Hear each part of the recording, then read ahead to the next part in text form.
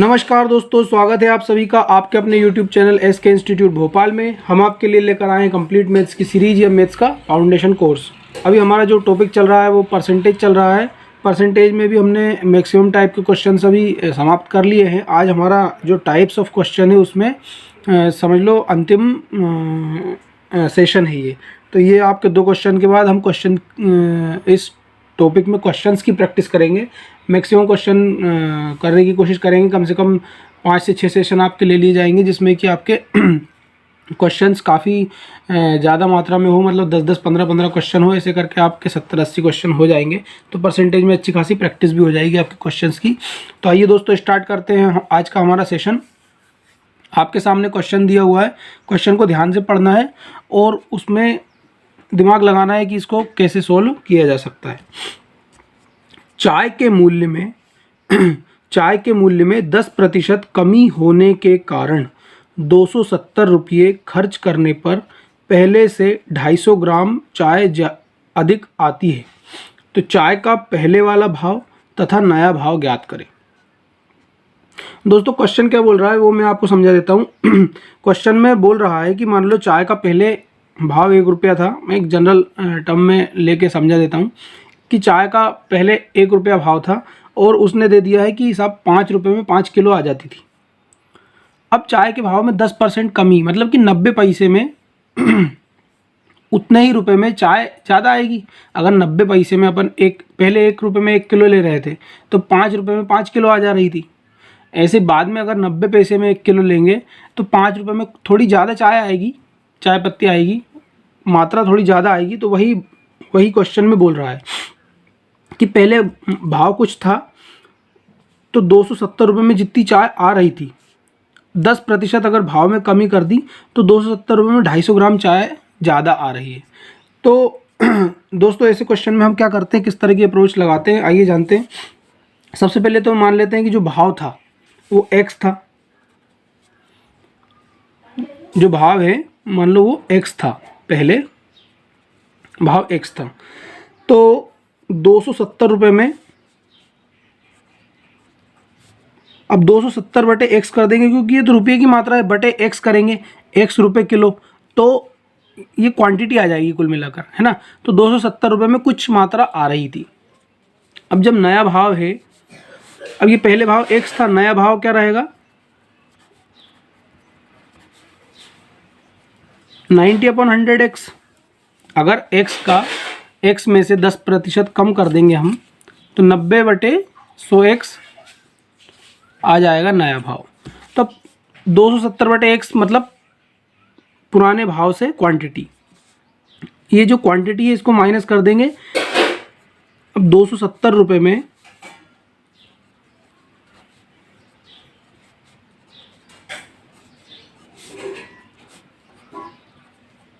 बराबर 250 ग्राम। यही बोल रहा है क्वेश्चन में कि नए भाव से 270 रुपये में 250 ग्राम ज़्यादा आ रही है चाय पुराने भाव की तुलना में। यही बोल रहा है कि चाय के मूल्य में 10% कमी करने पर, ये 10% कमी कर दी, 270 रुपये में 270 बटे चाय का भाव पहले से 250 ग्राम चाय अधिक आती, मतलब पहले 270 बटे x आती थी, अब 270 बटे 90/100x।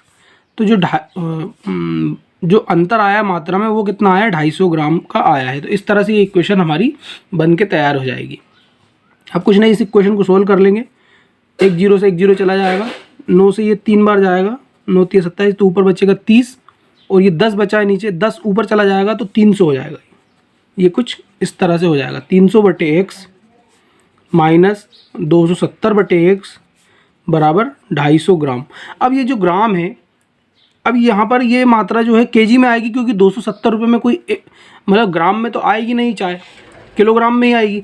तो कुल मिलाकर इसको भी अपने को किलोग्राम में ही कन्वर्ट करना पड़ेगा, तब जाके हम जो है कि पक्षांतर या कुछ भी आगे की प्रोसीडिंग कर सकते हैं। तो 250 बटे अगर 1000 कर दे, 1 किलोग्राम में 1000 ग्राम रहते हैं, तो 250 ग्राम को अगर किलोग्राम में कन्वर्ट करना है तो उसको 1000 से भाग दे देंगे, तो यहाँ पर ये किलोग्राम में कन्वर्ट हो जाएगा। 1 0 से 1 0 ये आ जाएगा 1/4। यहाँ पर दोनों का एलसीएम x, 300 में से 270 जाएगा तो यहाँ पर 30 बचेगा बराबर 1/4।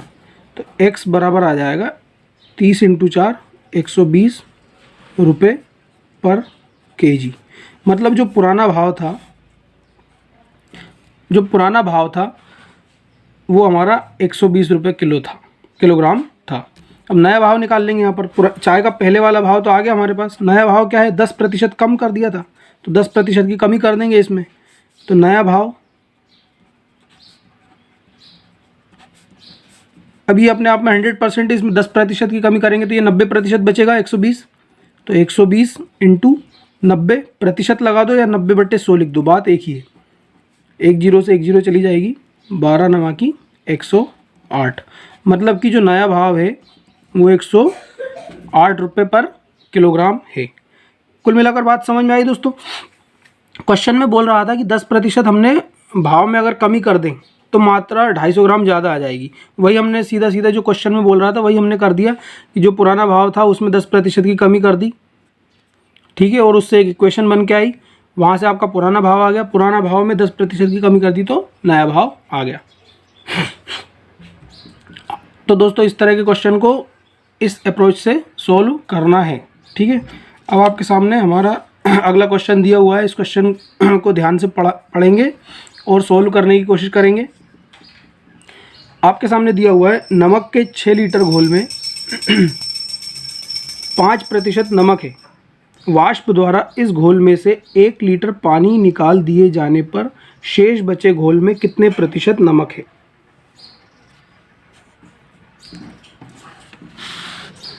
तो दोस्तों इस क्वेश्चन में हमारे सामने जो टोटल घोल की मात्रा है वो दी हुई है कि कुल घोल जो है हमारे पास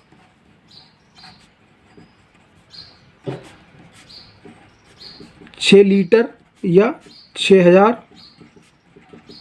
ml है, ये हमारे पास दिया हुआ है। अब इसमें से 5% जो है वो नमक है।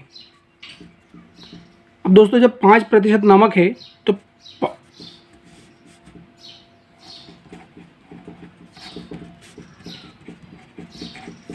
5% जब नमक है तो 95% जो है वो पानी होगा। इसका 95% निकाल लेंगे 6000 ml का।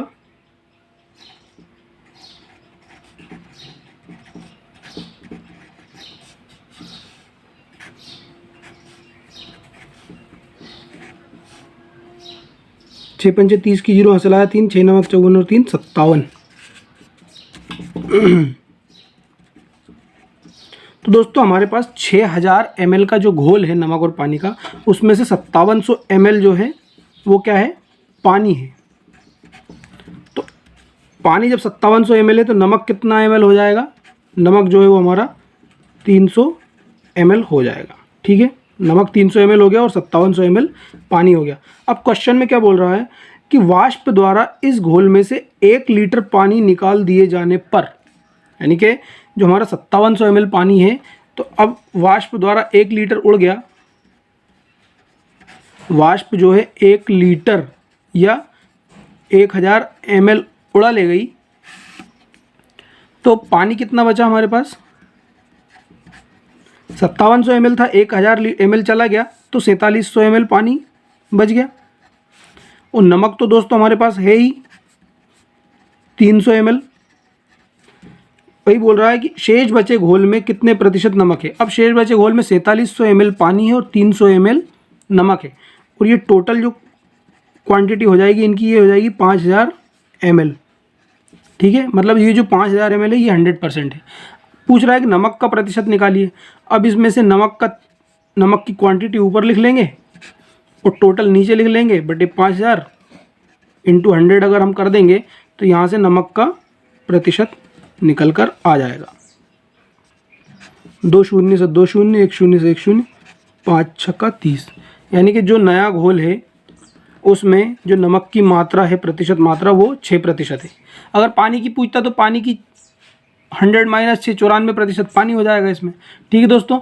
तो क्वेश्चंस को पढ़ें और जैसा जैसा क्वेश्चन में दिया रहे उस तरह क्वेश्चन की लैंग्वेज को फॉलो करें और क्वेश्चंस को समझने की और सोल्व करने की कोशिश करें। जितने ज़्यादा नंबर ऑफ़ क्वेश्चन आप प्रैक्टिस करेंगे आपको उतना इजीली क्वेश्चंस बनने लगेंगे, ठीक है दोस्तों। तो आई होप ये क्वेश्चंस आपको समझ में आए होंगे और अगर वीडियो आपको हेल्पफुल लगे तो चैनल को लाइक, शेयर और सब्सक्राइब करें। धन्यवाद।